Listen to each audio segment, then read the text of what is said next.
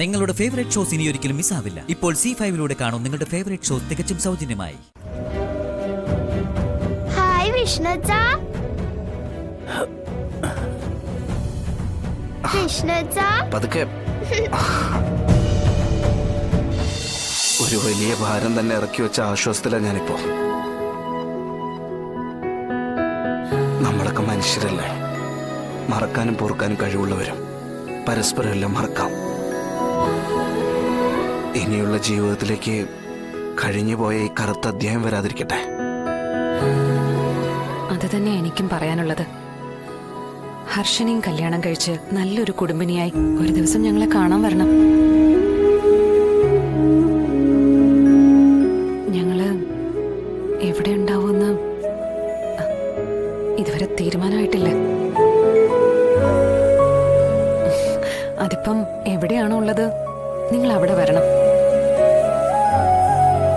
നിങ്ങൾ രണ്ടുപേരുമാണ് ശരി. സ്നേഹിക്കാൻ മാത്രം അറിയാവുന്ന രണ്ടുപേർ. പരിഭവങ്ങളില്ല, പിണക്കങ്ങളില്ല. സത്യത്തിൽ നിങ്ങൾ തമ്മിലാ ചേരേണ്ടതും ഒന്നിച്ച് ജീവിക്കേണ്ടതും. നിങ്ങളുടെ സ്നേഹത്തിന്റെ ആഴം മനസ്സിലാക്കാതെ വന്നു കയറിയ ഒരു ദുഃഖ സ്വപ്നം. അങ്ങനെ കണ്ടാൽ മാത്രം മതി ഈ കാർത്തികയെ. പിന്നെ നിങ്ങൾ രണ്ടുപേരും ഇപ്പൊ എന്റെ ഗുരുസ്ഥാനത്താണ് കേട്ടോ. അകന്നു നിന്നുള്ള നിങ്ങളുടെ പ്രണയം കണ്ട് ഞാൻ പലതും പഠിച്ചു. അതുകൊണ്ട് ഹർഷനുമായി എനിക്ക് മനസ്സ് തുറന്ന് ഇഷ്ടപ്പെടാൻ പറ്റുന്നുണ്ട്. ഉടനെ തന്നെ ഞങ്ങളുടെ കല്യാണവും കാണും. അത് നന്നായി. ഞങ്ങളുടെ രണ്ടുപേരുടെയും വിവാഹാശംസകൾ അഡ്വാൻസ് ആയിട്ട് തന്നിരിക്കുന്നു. ഞാൻ കല്യാണത്തിന് ക്ഷണിക്കും, വരണം. പിന്നില്ലാതെ അല്ലേ വിഷ്ണുട്ടാ? ശാലിനി ഇല്ലെങ്കിൽ വിഷ്ണുവേട്ടന്റെ ജീവിതത്തിന് പൂർണ്ണതയില്ല. അതുപോലെ തന്നെ ശാലിനിയുടെ ജീവിതത്തിനും. നിങ്ങൾ ഒന്നിച്ചുള്ള ഒരു ജീവിതം, അതിനുവേണ്ടി ഞാൻ പ്രാർത്ഥിക്കാം.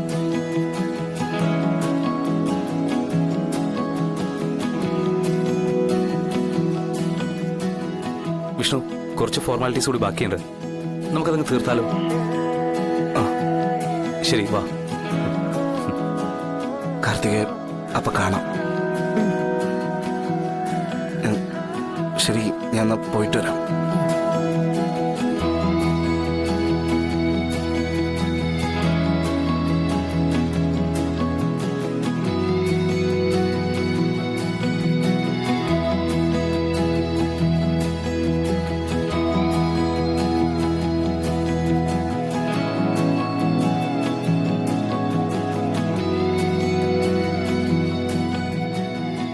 സത്യമേ, ഞാൻ അച്ഛന്റെ അമ്മയുടെ അടുത്ത് തിരിച്ചു പോവാ. എനിക്ക് നിന്നെ ഒരുപാട് ഇഷ്ടമായിരുന്നു. ആ ഇഷ്ടം ഇനി സത്യാമ്മ നൽകേണ്ടത് ശാലിനിക്കാണ്. വിഷ്ണുവേട്ടനെ രക്ഷിക്കാനും എന്നെ മരണത്തിൽ നിന്ന് കൈപിടിച്ചുയർത്താനും ശാലിനി ഉണ്ടായിരുന്നുള്ളൂ.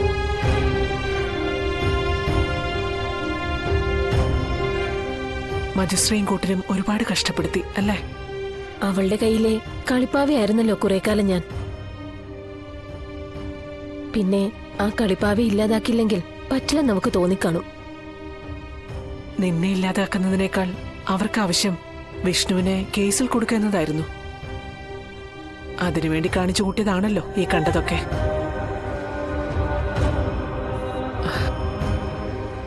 എന്തായാലും എല്ലാം കലങ്ങി തെളിഞ്ഞല്ലോ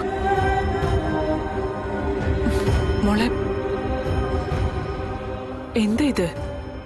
കാലുതൊട്ട് വന്ദിച്ചാണ് ഞാൻ സത്യാമ്മയുടെ ജീവിതത്തിലേക്ക് കടന്നു വന്നത്. മനസ്സുകൊണ്ട് എനിക്ക് സത്യാമ്മ ഇഷ്ടമായിരുന്നു. സത്യാമ്മയെ പോലെ ആവാനും ആഗ്രഹിച്ചിരുന്നു. മനസ്സിൽ അതുപോലെ ഞാൻ തയ്യാറെടുത്തു.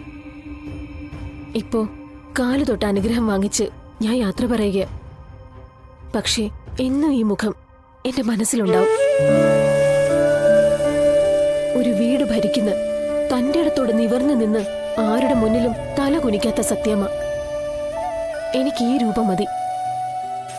ഇനിയുള്ള കാലം മുഴുവൻ സത്യാമ്മയെ ഓർക്കാൻ.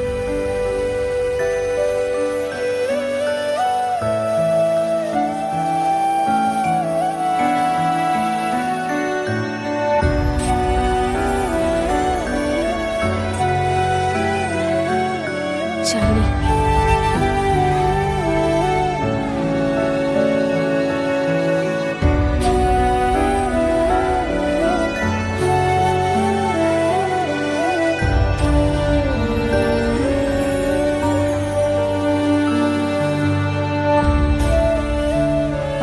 മോളെ എന്തായി? വിധി വന്നോ? അമ്മേ, വിഷ്ണുവേട്ടനെ വെറുതെ വിട്ടു. അയ്യോ ഈശ്വര. കാർത്തികയെ ഞാൻ കോടതിയിൽ ഹാജരാക്കി. എല്ലാത്തിനും പിന്നിൽ ആ മധുശ്രീയും ചന്ദ്രബോസും ആയിരുന്നു. ഓ, എന്റെ ഈശ്വര, അപ്പൊ എന്റെ പ്രാർത്ഥന നീ കേട്ടു. എന്താ ശാരദാമ്മേ? ആ, വിഷ്ണു മോനെ വെറുതെ വിട്ടെന്ന് ഞാൻ പറഞ്ഞില്ലേ ശാരദാമ്മേ, അതങ്ങനെ വരൂ. മോളെ. അമ്മേ, എനിക്ക് ഒരുപാട് കാര്യങ്ങൾ ഇവിടെ ചെയ്തു തീർക്കാനുണ്ട്. ഞാൻ വിളിക്കാം. ഓ, നീ ഇനിയിപ്പോ ഒന്നും വിളിച്ചില്ലെങ്കിലും എനിക്കൊരു പരാതിയുമില്ല. നീ വച്ചോ.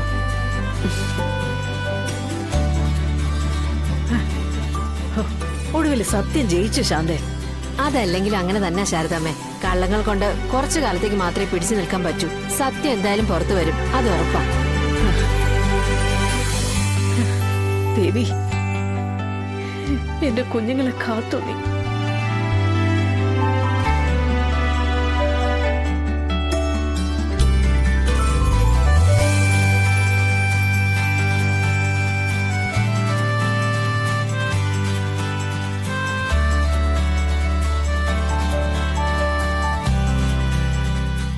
എന്താ മോളെ ഇങ്ങനെ ഇരിക്കുന്നേ? ആരെയാ കാത്തിരിക്കുന്ന പോലുണ്ടല്ലോ. വേറെ ആരാ? എന്റെ വിഷ്ണുച്ചന് തന്നെയാ. എത്ര ദിവസങ്ങൾക്ക് ശേഷം വിഷ്ണുച്ചനെ ഞാൻ കാണാനിരിക്കുന്നത്. അതുകൊണ്ടാ ഞാൻ ഒരിടത്തേക്കും പോകാതെ പപ്പിമോൾ ഇങ്ങനെ കാത്തിരിക്കുന്നത്. ശരിയാ, ഇങ്ങനെ രണ്ടുപേരൂടെ കാണാൻ കാത്തിരിക്കുന്നറിയുമ്പോ നിന്റെ വിഷ്ണുവച്ചന് സന്തോഷാവും. അതാരേ ഈ രണ്ടുപേര്? ഞാൻ ഒരാളല്ലേ ഉള്ളൂ. പിന്നെ ഞാനാരാ? എനിക്കവനെ കാണാൻ ഇവിടെ ഇരുന്നൂടെ? ഓ, അത് ശരി. അപ്പൊ അച്ഛനും വിഷ്ണുച്ചനെ കാണാനിരിക്കുക. ആ, എന്റെ മോനെ ഞാനും കണ്ടിട്ട് കുറച്ചു ദിവസം ആയില്ലേ? എനിക്കവനെ കാണാൻ കൊതിയില്ലേ? എന്താ അച്ഛ വിഷ്ണുച്ചൻ സത്യമ്മയുടെ കൂടെ വരാതിരുന്നത്? കോടതിയിൽ ഒരുപാട് കാര്യങ്ങൾ പിന്നെ ഇല്ലേ മോളെ? അതൊക്കെ തീർത്തിട്ടേ അവര് വിടൂ.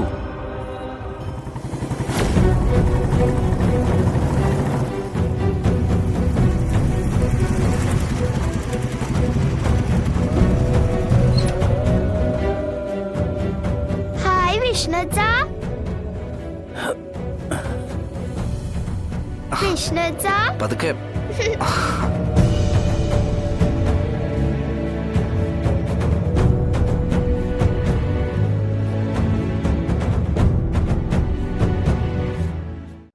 ഡൗൺലോഡ് ചെയ്യൂ C5 ആപ്പ്. കാണൂ എല്ലാ എപ്പിസോഡുകളും സൗജന്യമായി.